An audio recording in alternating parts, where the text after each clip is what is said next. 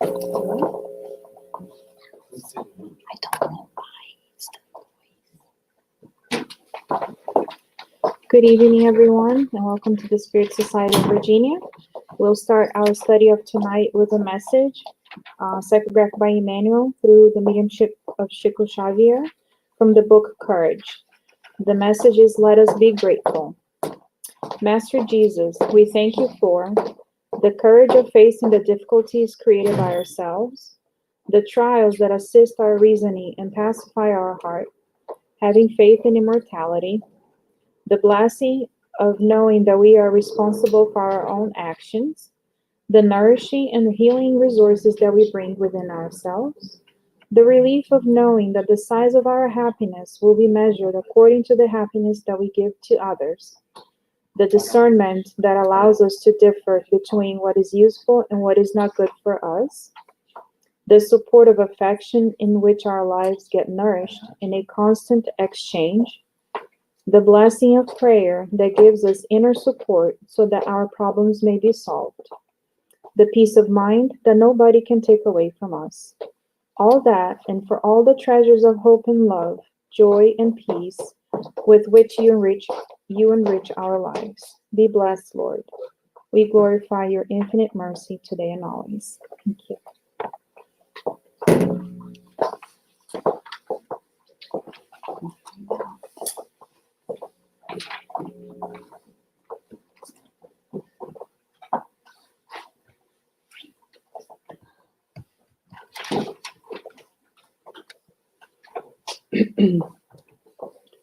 Let us say our prayer and express our gratitude. Dear God,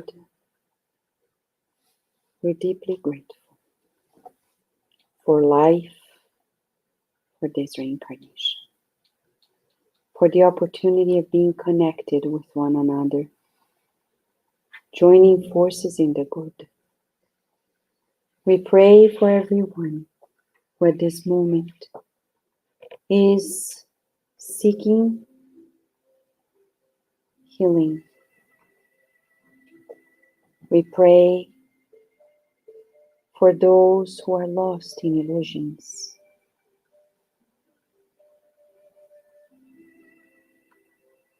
And we visualize your teams of spirit doctors, nurses, and therapists applying onto all of us remedies for the mind and the bodies. We feel new molecules, healthy ones, permeating our minds and bodies. Molecules of healing and health enveloping all of us. Thank you, Lord of Life, for this therapeutic meeting. May we be guided.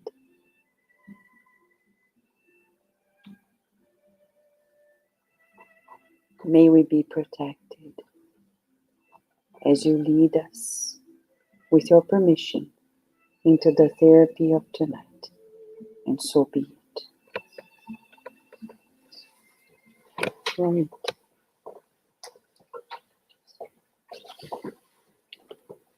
Okay. Thank you.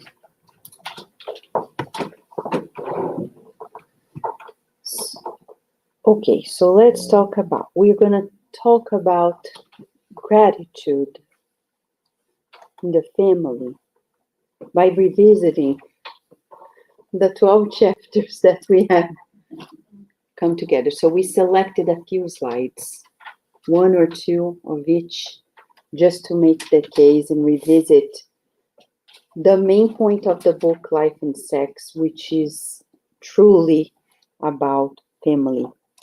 It is about family. So here we go, friends, together. Let us see. In the book, Emmanuel, with the help of Chico Xavier, he begins it, if you remember in chapter 1, redefining sex. Sex is the flow of creative forces. This is so interesting because there is usually association of guilt and sex. Spiritism frees us, and he says there's no need for it because through the flow of these creative forces, we're generating several things, Emmanuel says. The Institute of Reincarnation. Without sex, there's no reincarnation. So it can't be bad. It can't be sinful. We're not going to celebrate it because people won't understand it. But thanks to sex, we reincarnate. Without which, we wouldn't be here. It can't be sinful. In itself, it generates the temple of the home because usually people get together and through the exchange of creative forces, we create a family, the blessings of the family, the revitalizing joys of affection. It's so important. We feel so sorry for people who are cold and dry because they are not well. It's very natural for us to express our kindness, our affection, in hugs, in kisses, in smile, in loving care, in tenderness. It's so important. And finally, through sex, the priceless treasure of spiritual stimuli. Through sublimation. So sublimating it will channel the creative forces to create this treasure of spiritual stimuli. And that's interesting because we have laws, and there's a law of reproduction. Jesus is the divine Messiah, the most perfect model. Where did he fulfill the law of reproduction if he was not a father to any child, biologically speaking? So it's a new concept for us. He fulfilled it. Not only he multiplied the bread and the fish, which is the law of reproduction. Emmanuel says it in his messages. But by parenting all and everyone, he guided, he cared for. It's exactly what he's saying here. Through sexual energy, we need to control it by our moral values that guarantee its dignified employment. It seems so natural to say this, but as Emmanuel is going to say in chapter 2, rarely are those who really have a good hand on this on earth. Usually people think after. If you watch the movies in Hollywood, they are attracted, they kiss, they make out, and then they say, oh, we shouldn't have done it. It's always after. We shouldn't have done it. It's okay. At least they are saying, because there are people who do it and they never regret. So it's even worse. But we're saying we should control it by moral values to dignify it. And this dignified employment of sexual energies will lead us into the creation of physical forms, securing the family. And remember, let's go back here. We will dignify sex by doing what? Creating a family and by doing charitable works of sensitivity and culture for the reproduction, extension of progress, experience, beauty, love, in the push and refinement of life on the planet. This is how Jesus did it. And he has been doing it. And we need to do it too. So charitable works can be a good way of sublimating our sexual energies. Yes. There was another quote I read a couple of days ago that I think fits in there. It was by Jamie Lee Curtis. Yeah. She said, "I'm not sure what fame is for if it isn't to focus on charitable work." That's beautiful. There you go. That's how you employ these creative forces inside of us, right? And of course, Emmanuel, throughout the book, he's going to repeat time and again that of all the things we can do together on earth, family is the most important means through which we're going to educate ourselves and regenerate ourselves. Let's remember that this education here is not the school-like education. That's instruction. Education in Spiritism means the creation of new habits, Kardec says. It's his comment in the Law of Work, in the Spirit's book, in the very question and answer 685, he himself breaks it down in a comment saying, the true education is when we create new habits. So we're supposed to change when we create family. It's surprising when parents say, how are we going to guarantee that when a baby comes, we're not going to change? That's an illusion, because we will change. Of course we will. It's impossible not to change. We will change. And it's childish to think we won't. And to wish that we won't. Because we're going to change for the better if we open our hearts to love. Then, Emmanuel is going to repeat in several chapters. This is chapter 4. He says, the home is the living school of the soul. In a previous chapter, he says, family is an organization of divine origin and is a valuable school for the soul. He repeats it time and again, saying, in the family, we'll find the necessary instrument for our own improvement, for the building of a better world. So where should we invest if we want to change the world? In our family, but not in a selfish way. Not like I hear some people, I'll give an example in Brazil. Oh, I'm afraid that people are going to come and I have to share my house if Brazil turns communist. That's not what we're talking about. This is selfishness.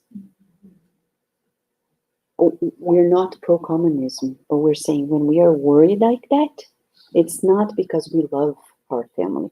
It's because we're selfish. But if we want to improve the world, we need to invest in our family. What's the use of walking outdoors and being in the streets, being nice and friendly, and coming home and being the worst person at home? If I am the worst person at home, I'm creating a problem for people at home. 2, I'm creating a problem for Jesus, because then I become a troublemaker at home. Right? So it's important to create peace at home and to be open to learning, because school means learning.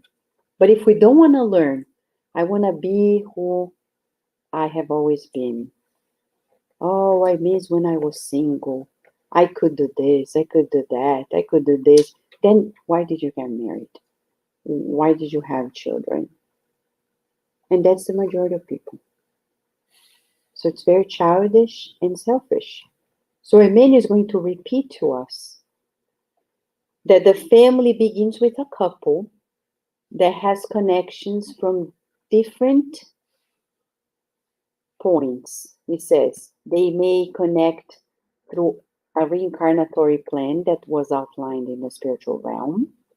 The couple may connect because in previous lives they had experiences together. And there is a possibility that they feel connected and attracted to one another because they have crimes in common in the past. And that's why sometimes it's so tricky. In chapter 13, we are not studying today, next week, he's going to say how it is possible to turn an affection into hatred. And that's pretty much how it goes. If you see in reality, people get together to commit crimes, sooner than later, they are enemies of one another. Why? Because they committed a crime. And they are criminal minds. So we can only understand this if we think of Kardec in question 100 onwards, when he talks about the hierarchy of spirits. What can we expect from imperfect spirits? That they are going to get together and be so well, and for the rest of their lives, uneventfully? I mean, what do we expect? That would be an angelic interaction. But with imperfect spirits, what do we expect? Ups and downs, ups and downs, ups and downs, ups and downs. And that's what it is. Or souls that were harmonized in magnetic complementation. He's talking about spirits that are more superior. They get together for missionary reasons, and this is the exception of the exception on earth. So he says, once this mutual sympathy is established, it's time for reasoning. Okay, we like each other. Then, does it make sense to be together? What do we do with it? It's impossible not to think about it, but we have to think about it. And Emmanuel says that there is, and that's the expression, a minute part of the population on earth actually reasons their sympathies, their attraction, because of the level of our evolution on earth. So it's important to talk to our children, that they understand they are optimistic about the world, that they know that they are coming to help, but they can't expect Jupiter-like people. Don't expect. There are people who are phenomenal. You think Judas was not phenomenal? He was. And yet, he had a major shortcoming, his vanity, that blocked him from being the best disciple at the time. He made, I think, the worst mistake we could ever make on earth, to betray and sacrifice the governor of the planet. It can't be worse than that. So whenever we're guilty, remember, we cannot top Judas. Okay? It's important to have a reference to say, oh, I'm the worst. No, you're not the worst, because there is worse things. And what he did is, but he evolved already. And he's already helping humanity and all of us. But what is important for us is to know that on earth, and tell our children and teens that they are here to help, to have hope, but not to expect. So we needed to train our vision to see things clearly. So what is the best way? Prayer. We're going through passion. Oh, it's so hard. I can't reason it. Pray and say, Jesus, like I was walking with the dog today and I saw the sun. Mentor Joseph said, look at the sun. You know the good spirits are there, the pure ones. Why don't you talk with them? They can hear you from where you are. So that's an exercise saying, I know you are helping us because you're emanating life. I need help. I need help with this, with that.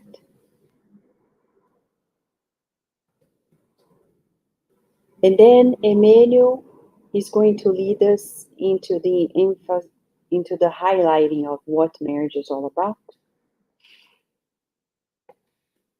Marriage is about a union that reflects the divine laws, where we are to create and develop values for life. That's new. I know we've seen it already, but this is new on earth because usually people do not get married for this. So it's valid to think the two of us together because we want to develop this, we want to create that, things that are imperishable, immortal. That would be ideal. Not because, oh, he's handsome, she's beautiful, oh, he's successful, she is so smart. Those are not the reasons we should be together. But I think we can be together and do very well. Of course, we're attracted to one another because we can do 10,000 things together. That would change any relationship. Can't go wrong. When can it go wrong? When it's only sexual. When there's only physical attraction. When there is material interest of other sorts. It's gonna go wrong.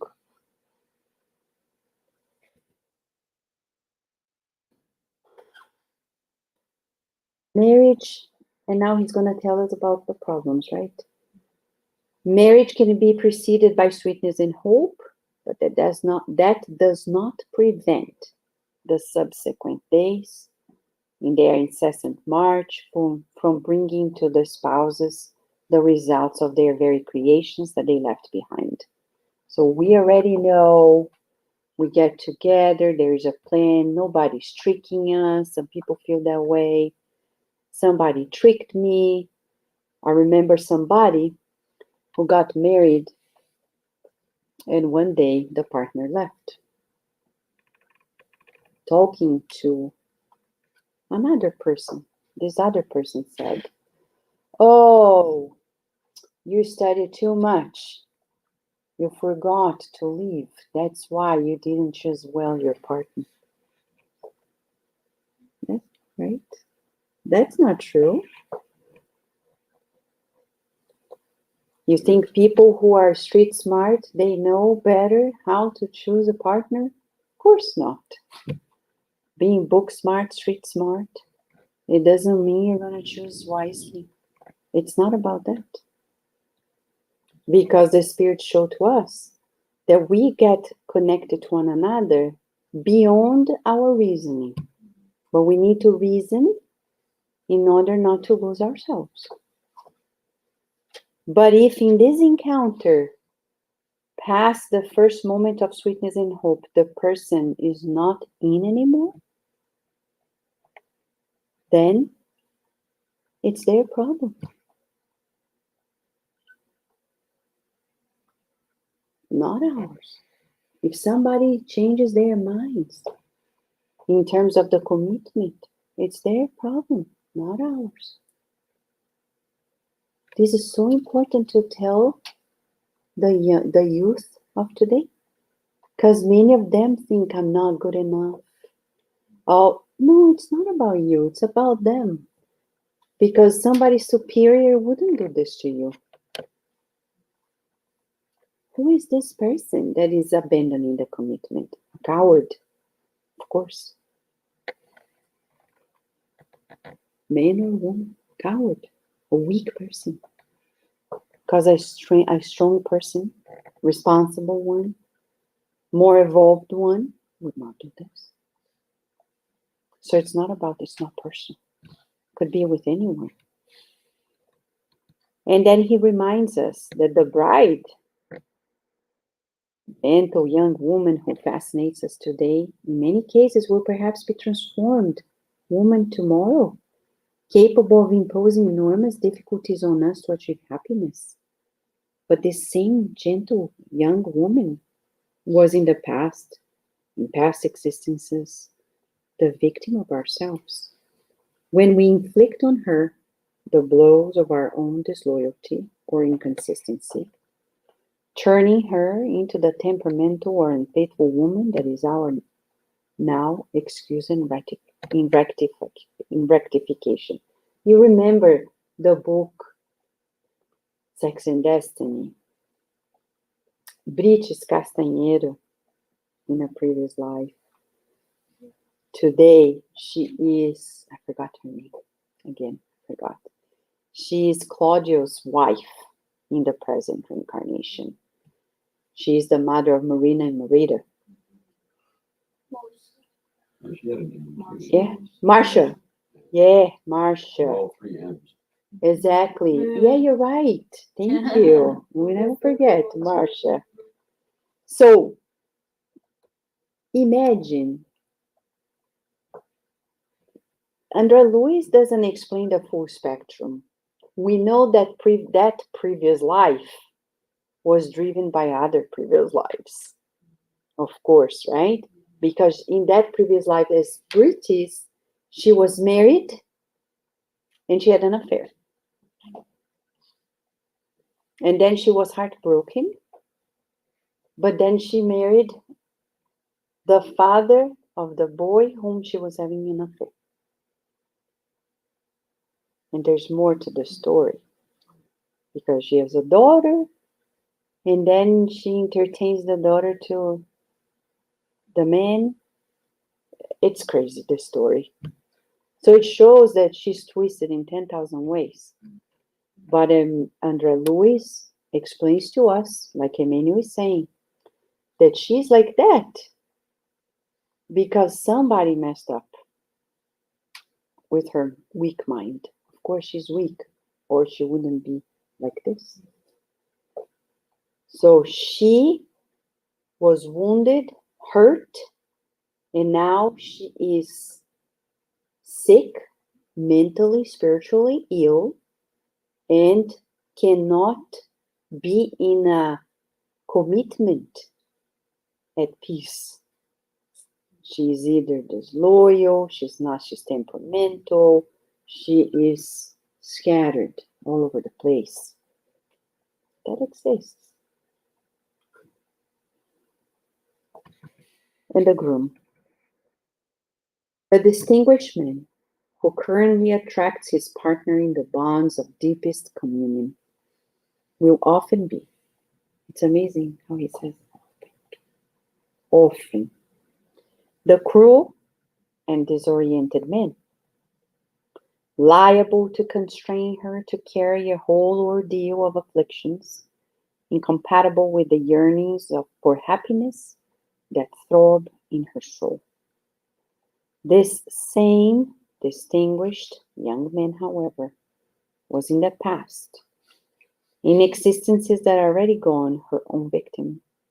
When unruly and capricious, she disfigured his character, metamorphosing him into the vicious or pretentious man that she must tolerate and re-educate. And there are many mothers also who end up embracing the former partners in previous lives so they can be educated.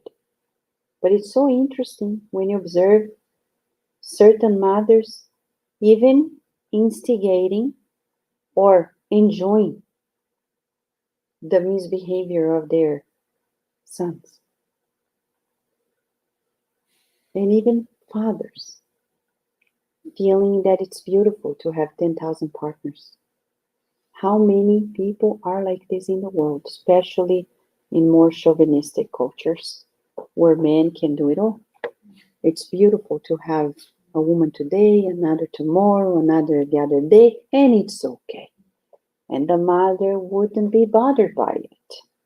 At the end of the day, she even enjoys because she doesn't also want this son to be committed with anyone because this was a partner in a previous life. Is that why so many, well, at least in many cultures, and I know in the Italian family, when there's the son and the daughters, it's always the son that's on the high. Yeah, pedestal. always. I'm- Yeah, always. Still, right? So then we need to recognize that we are connected to those we have to help one another. And this is the beauty of it all. He's going to lead us into the roadblocks and the solutions. He says that sentimental disaster of our past lives may be a roadblock in the family, uncontrolled tenderness, disorders of possession and affection, manifested hatred that may happen amongst the siblings or between parents and children or amongst the partners. It may pop up. And he says, we need to understand, and he says, we will learn that we'll never harm others without harming ourselves, because here it is. We have the consequences. So it's urgent, he says, to save the relationship, either that is having a problem in the moral difficulties, and we need to learn to marry in spirit. In the commitments of the home, partners need to relearn in the school of love, recognizing that above corporeal conjunction, which is easy to materialize, it is imperative that the pair, the couple, marry in spirit.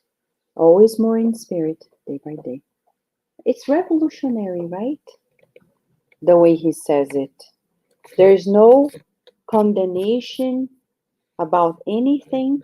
On the contrary, just stimulating, encouraging to love. School of love. And now we march towards the solutions that he brought in the last chapters. He says, we need mutual assistance. The marriage or permanent union of two beings obviously implies the regime of living by which two beings entrust themselves to each other in the field of mutual assistance. This is also revolutionary because we always tend to think, what am I going to get? What am I going to take? And here's saying, think of giving, and then we'll succeed. Giving. Don't think what you're going to get. Oh, I got into this, and now look. I had $2 billion. And after creating this family, I have $500,000 only. Because there are people who measure by the money, others by freedom. I had all the freedom of the world. I could go out and enjoy myself and do 10,000 things, and look at now. I have to go home early. I have to wake up in the middle of the night. I don't have the peace to watch TV. I can't do this and I can't do that. So there are people who measure what they lost because they are takers. Because when we're givers, we're rejoicing. Oh, I have more people to love. It's great that I have these people to share my life with, that I can take care of people, I can be useful, etc., etc. So it's completely different views. Mutual assistance. And then he says mutual acceptance. Hence the convenience of mutual acceptance with the obligation to improve the couple. For this, it will be not enough to surface level measures. It is necessary to internalize the reasoning in deeper considerations so that the roots of imbalance are eradicated from the mind, meaning we need to change. I don't know if you guys remember this study that was done by some physicists, and in some computer models, they observed that the problem of our decision making is not when we are to do the decision. It's in when we encode the stimulus around us. We need to fix that. What does that mean? It means, and that's where mutual acceptance comes, and the roots of imbalance are eradicated in the mind, as Emily is saying. Then I look at the other person not as somebody who's bothering me, taking away my freedom, and taking my assets, or this, that, and the other, but I'm looking at that person as a child of God like me. So we encode differently. I get the information. This person is no longer somebody who is bothering me, but somebody who is a child of God. The way I see it changes. And that's what Jesus came to do. He came to say, look, those people who are in the street, they are your brothers and sisters, and people were outraged. They're like, what? No, we are not alike. And there are people who are against it to date. This is bad, probably. Right? Mhm. We're still far away from feeling this, from feeling equality, from feeling that we are all entitled to the same rights. Oh no, not me, because I work more, so I can buy whatever I like. But you know, no. You don't work as much as I do, then you can't choose it. And then relationships, and then our decision will depend on the way we see it. Right? For example, Christmas time is coming up. And then our children. Of course, everybody's thinking of gifts, natural, right? It's not a sin. But then you think so many people need things. How can we dare to think of the next thing we need before thinking of others? Who said so? A new way of seeing life.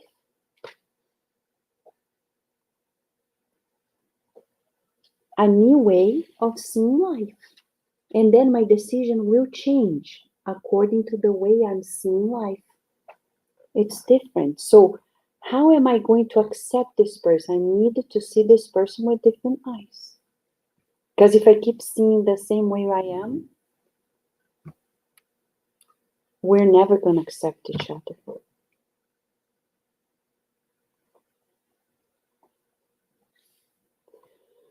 Acceptance, he says, the problem. Forced to admit the partner as they are, or as they fit into the domestic vessel. And when this is done, the work of edification or reciprocal edification begins. So he says, first, I need to see who they are.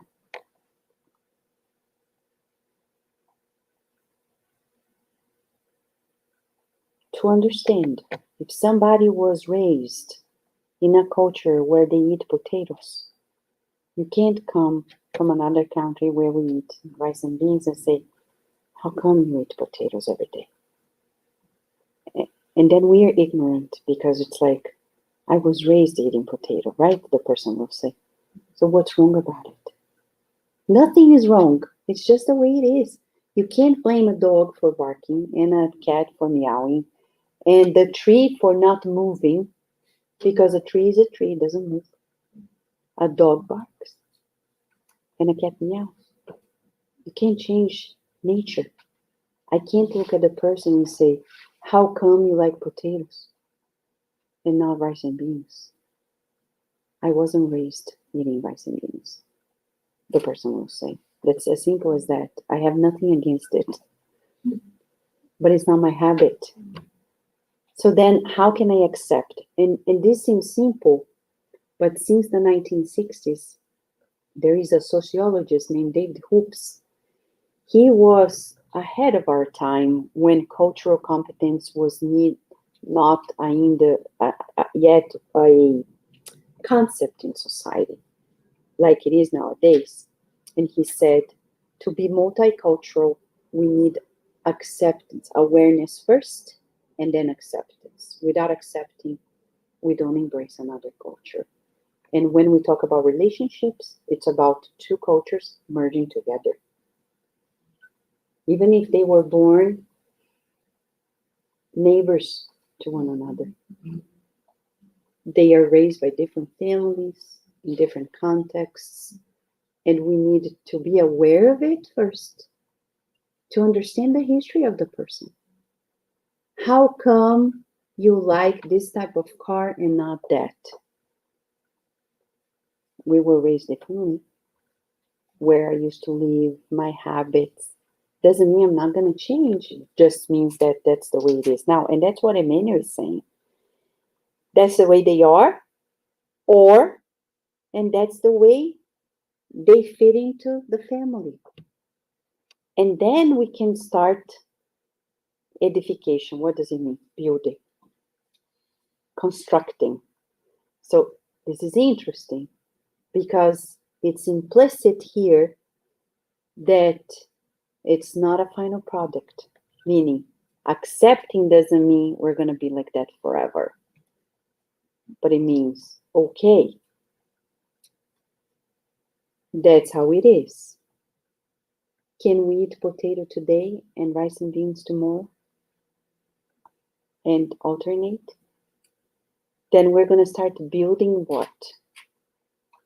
Mutual acceptance. And recently, he said that inevitably we need to forgive and forget. May the person who's not feeling well learn to forget the faults of the others. And that's the pathway to sublimation. And he's going to reinforce the need to be indulgent, which is over generosity, only in the basis of reciprocal indulgence and forgiveness, more easily structured in the knowledge of incarnation. Because then I look at the person and say, oh, I know we are meeting again. That's why it's a little complicated. So knowing of that may facilitate. Will get the partners of the home achieve the expected triumph in the tasks and commitments they embrace, revealing to themselves the door of peace and the light of liberation. But this can only happen for spirits who want it both. If you talk about in the book Heaven and Hell, the hardened spirits, it's a no deal for them. They're like, no forgiveness. I'm not going to forget. Impossible. This is never going to go places. Why? Because they have a hardened heart. No matter how hard you explain reincarnation, and no matter how they say, yeah, I know, but I don't want to forget. That shows their level of evolution. They're more inferior, animalistic. They really don't accept reincarnation. Some people do, John. They do, and yet That is hard. super hardened. There are spiritists. I've heard spiritists saying, Whoa. they say, forgiveness, you don't have to forgive all at once. I've never seen forgiveness in installments. Right? I forgive you like 10% today. Yeah, this, but not that. Right? But that shows there is no actual forgiveness. Spiritists. Well, we all know that just because somebody's a Catholic or a Jewish Yeah. person or a good spiritist. But you know, Celia, from the course of the spiritual being, there was a time in one of the courses she said, well, it depends if the person is a spiritist. They may claim they are, Oh, yes. but they may not actually be. Because I've heard people say, I'll just leave it for the next reincarnation. Yeah. I'm like, really? Mhm. If you read the books, you know it's going to be much, much harder because we literally just threw this one away. That's okay. I'll just leave it for next week. Or they don't care about the afterlife either, Carmelo. Yeah. They say, I don't care, I'm gonna be in the lower zones. You don't remember what it is. Oh, Yeah, it shows how hardened we are in the hearts and in the reasoning. Because it shows we haven't been illuminated. That's why this word illumination is so important. Because when the light of the truth really comes in, it's impossible to continue in that pathway. It's a sign that they have not been illuminated, that we have not been illuminated. we had Christ, a wonderful example of during his crucifixion, and still we call ourselves a Christian country. And we don't follow. We don't. Just an enormous, what's the right word? Conundrum. Yeah, it's incoherence. We're not coherent, right? We play conveniences. And if he were to come today again, we would crucify him. We would, Probably. and we do. We would. 2,000 years later, we would still do it. Yeah. That's true. And we do it in ways unexpected. Because it's not this formal martyrdom, it's a different way. You know? It's when I see, for example, in the works of the good, people see somebody doing the good, instead of joining in, they don't want to join in. Why? Because of their ego. They say, I want to create something on my own. It's ego. See, we're very incoherent. If we are worried about stamping, like the Hollywood star thing, we want to be in the Walk of Fame.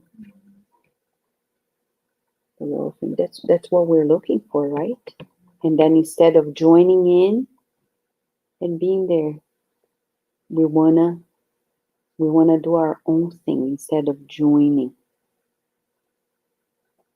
And that's one of the hardships of cardiac radio, because we have so many people joining in, but we have other people that don't realize that there are so many bills to pay to sustain the behind the scenes of cardiac radio. And people, instead of joining in, I'm not saying the center, but throughout, instead of joining and saying, how can we help as well? They don't. So we need a lot of therapy of the gospel for 10,000 things, including the marriage, including the family. But let us wrap up by saying how many good things come with a family. Being grateful, right? How grateful we are for family. Can we feel it? Our original family, our parents, siblings, and the one we formed. Yes. Can we see it? The gratitude towards it? You guys want to say something? There's always the moments you look back in childhood that were special to you. And even if it maybe was associated with Christmas or Thanksgiving, some of the stuff that I fondly remember is my grandmother on my mother's side. She lived with us. She kept the family together, fortunately or unfortunately. But I always remember sitting there, and she would go to the Italian grocery store and pick up the sausages and the skin, the two intestines of the pig. And I would sit there together with her and make the sausage. I mean, it's just, Yeah, it was priceless, beautiful. It was so lovely. right? This multi-generational collaboration, right? This partnership, so important, so beautiful. So Jesus is here for us to create and develop values for life. And when Emmanuel say values, he's talking about virtues. He's talking about new opportunities. So it can't be boring. Though next week we'll talk about boredom at home, it says. You see, it's not a new word that the teens are creating. Where do they get that from? From the adults. Because the adults say that. And then they run to their wines and beers and 10,000 other things to run away from their boredom. And the children and teens just pick up on their pace. But we'll talk about it next week. Meanwhile, today, as we go into the Pastor's Prayer, let us express our gratitude for our original family, the families we formed, that we will form, and thus feeling the blessings of God in our lives. Right? I'll have Daisy do the passive and Paloma the praise, okay?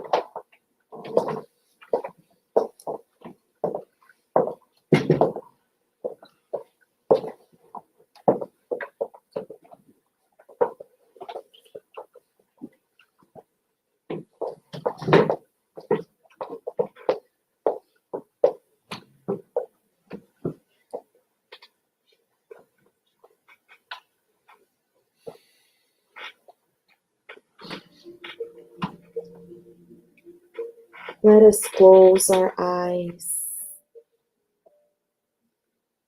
and feeling the presence of Master Jesus right in front of us. Let us visualize that He is smiling. He's looking at us with tender eyes. And He's telling each and every one of us,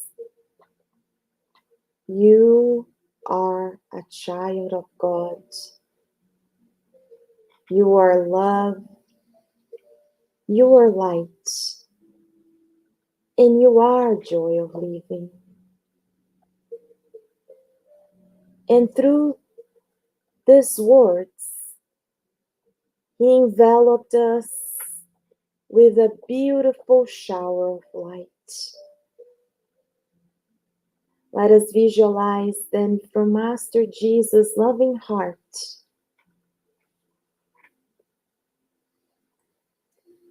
He poured upon us the energies that we need at this very moment, pacifying the hearts of those who are suffering, who are afflicted,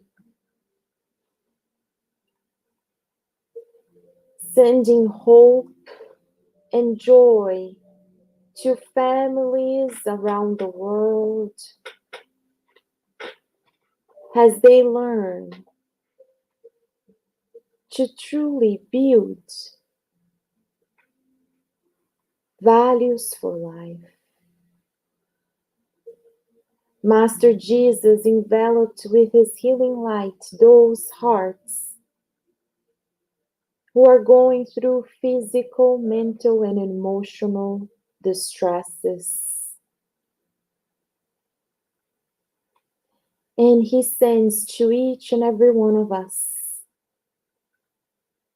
feelings of joy, of hope, knowing that this life is unique, that this reincarnation is precious. Master Jesus reminded us that we are light because we are children of God. And we see that now from ourselves, beings of light also emanate Let us visualize those family members, incarnate and discarnate, who are part of our lives. But today we are grateful. Because of them, we are here. Because of them, we have learned so much. Because of them, we might have constructed our own families. And let us visualize those whom we might need to forgive and reconcile, being also enveloped by this light in our hearts, together. Dear Master Jesus, much gratitude for much you give each and every one of us. We will continue feeling our presence as we march towards our final prayer.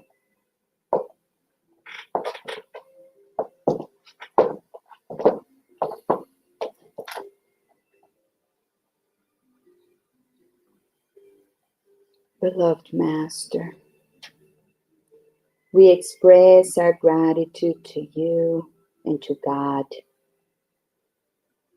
for everything that we have received. The plan for us and everyone that comes with us in order to support our mission. For our reincarnation in one country or another. For the challenges that come our way. For also the resources like Spiritism that is with us at all times. We especially want to dedicate this prayer to all the families in our planet, visualizing them as cells of love dispersed all around,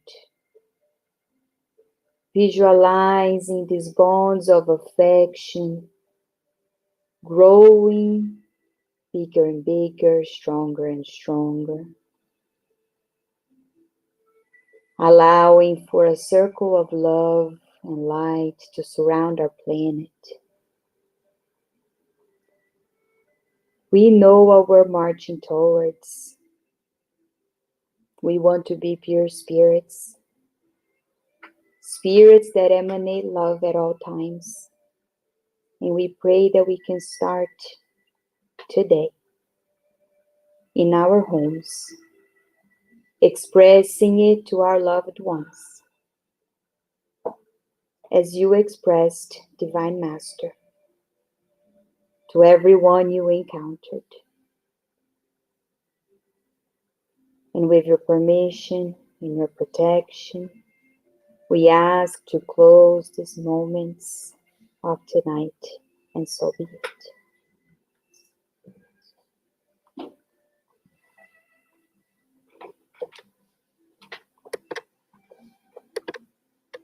Friends on the internet, have a good night. See you next time.